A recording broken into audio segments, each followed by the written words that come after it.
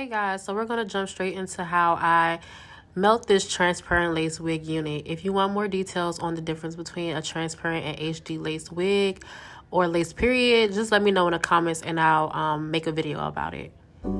I already did the ball cap method, so now I'm just prepping the wig to be put on.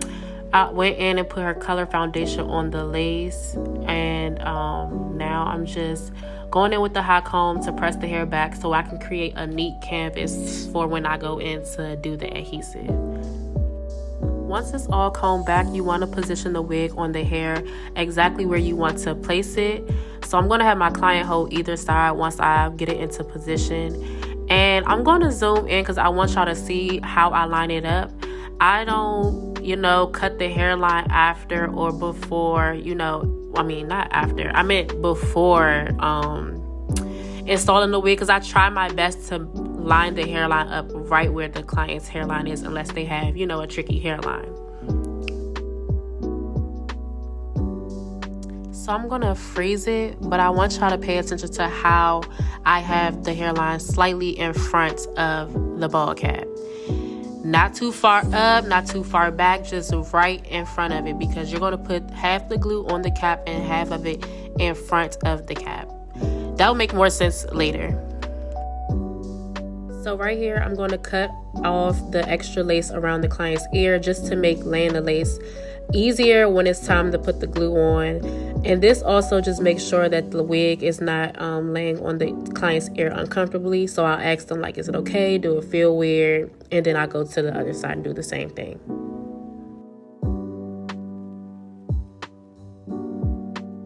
So before I get into gluing it, I just wanted to show you guys the glue that I use. I use the Ericka J Hold Me Down Adhesive along with this glue spreader thing I found on Amazon. So I'll put the links to those in the description box. But I've been using that stuff since I've started laying wigs, and Ericka J has never, ever disappointed me. And Ericka J used her stuff too. So I feel like that speaks how volumes, because everybody want to lay lace like Ericka J. So yeah, go get her stuff, y'all. After the ears are cut, I fold the lace back out of my way, and I just begin by dotting the hairline on one side. I work on one side, spread that side, then I go to the other side. And normally by the time I finish spreading on the other side is dry or clear. I hope that doesn't confuse you guys. And I just keep going back and forth in that manner until the whole thing is completely clear. So for more specific details, I dot the glue on the edge of the wig cap. And then as I spread it, I kind of spread it forward onto the skin. I'm going to zoom in so you guys can actually see what I'm doing a few minutes forward. But I hope that makes sense. You don't want to make the spread too big or too little. So I would say about 1 inch wide. Half an inch on the cap, half an inch on the skin.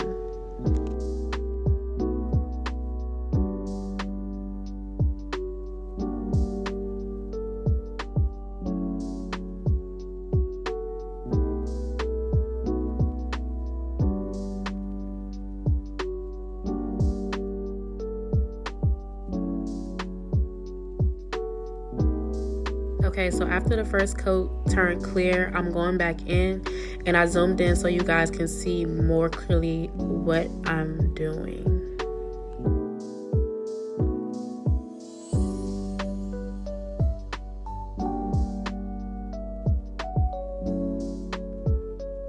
So what I will say, after the first coat is on, you use that as a guide because you can clearly see the reflection on it. So as I'm smoothing the coat in, I try to stay within that coat that's already on there.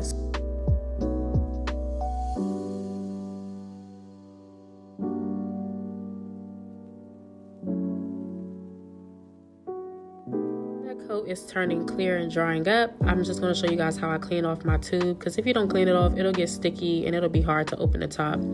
I just put some alcohol on the tube, wipe it off, and it's going to make it turn rubbery, and I just pull it until it's off.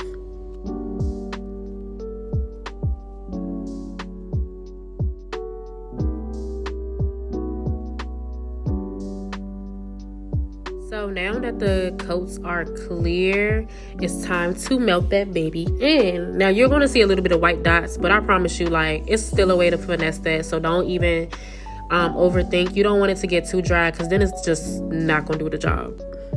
So if you correctly spreaded the glue in front of the hairline like I explained earlier, all you're going to do is place that wig in the same area as you did before, putting the hairline right at the tippy top of that glue. You don't got to put it too much further, too much back, like right at the tippy top, and the install will be perfect, I promise. Another tip for when you're melting the lace in, you want to press it in and then follow by pressing your comb to reinforce it.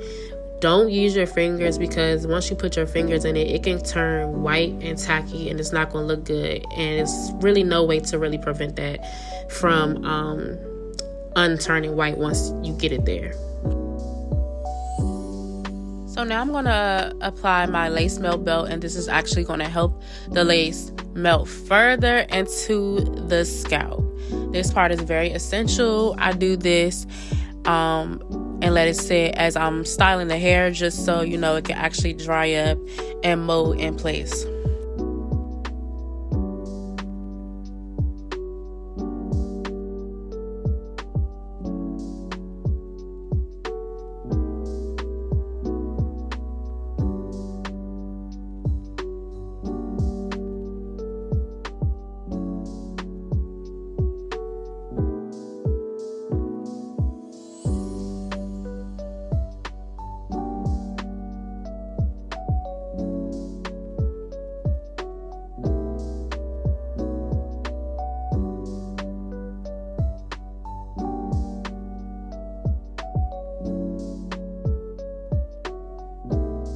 Right here, I'm just going to part her hair where she wants to part and make sure I have hair to cover the last track that's at the top. I'm going to take my wax stick and mold everything into place with the hot comb.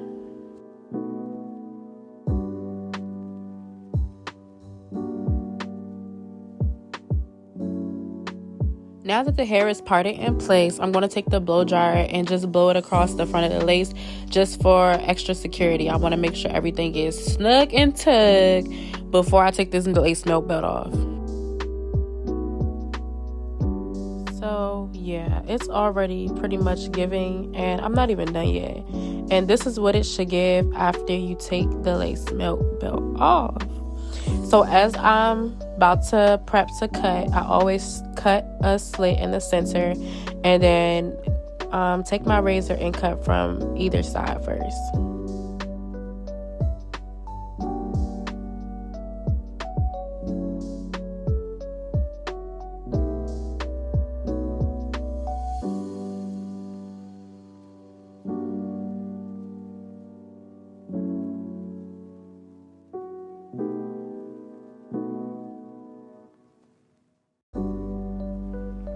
When you're cutting with your razor, you kind of want to make it jagged.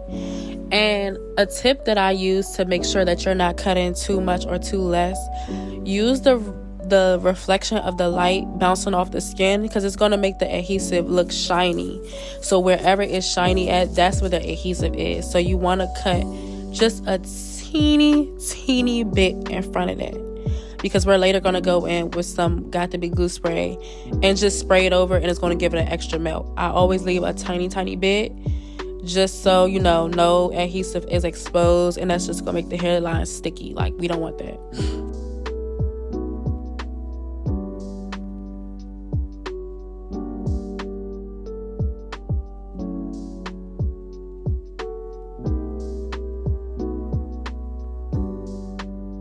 Here, I'm just going to give her lace a little tug just to make sure everything is in place.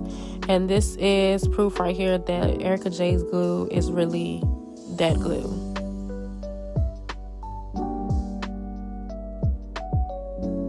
So there's no lace left behind around here. If you have some pieces that need a little extra glue, don't be scared to go back in and put some glue under it.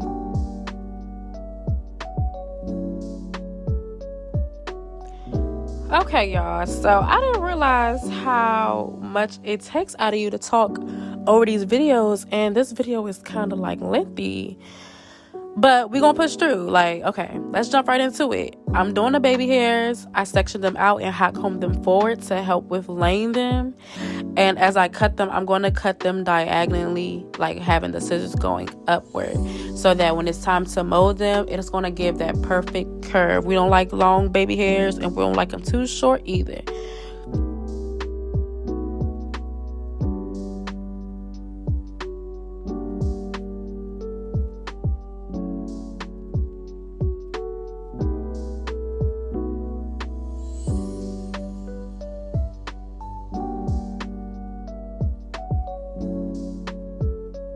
So when you run into this issue right here where it looks like the lace still isn't blending, you want to go back in and pat some more foundation.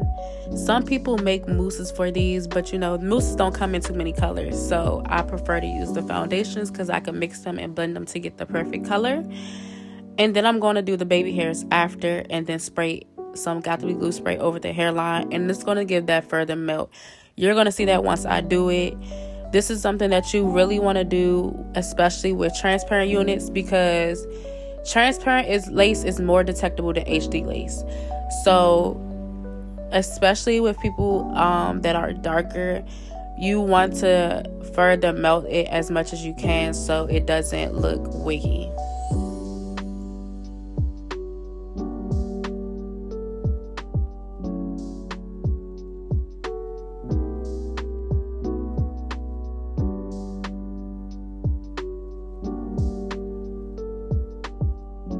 After spraying the hairline with the Got to Be glue spray, I'm going to take a black Senex strip, tie it down, and then put my lace melt belt on top of it. And that's pretty much it to the transparent lace wig installing details. So for the rest of the video, you're just going to pretty much watch me style the curly hair. I'm going to spray it down with water, use some mousse to define the curls, and that's it. If you guys like this video, please give me a thumbs up and like and subscribe. Well, thumbs up is a like, right? And comment down below if you have any questions, or if you want me to make another video giving more details on something else. And yeah, guys, I'm a little new to this. It took me like 3 days to record my voiceover, but I really want to dedicate this year to putting out more content on more than one platform, just to grow and expand and make my business more aware to the hair industry. So yeah, if y'all really liking this, please, like, don't just watch my video and don't say nothing. Please, like, give me a like, subscribe, and engage with me. Okay, I'm gone.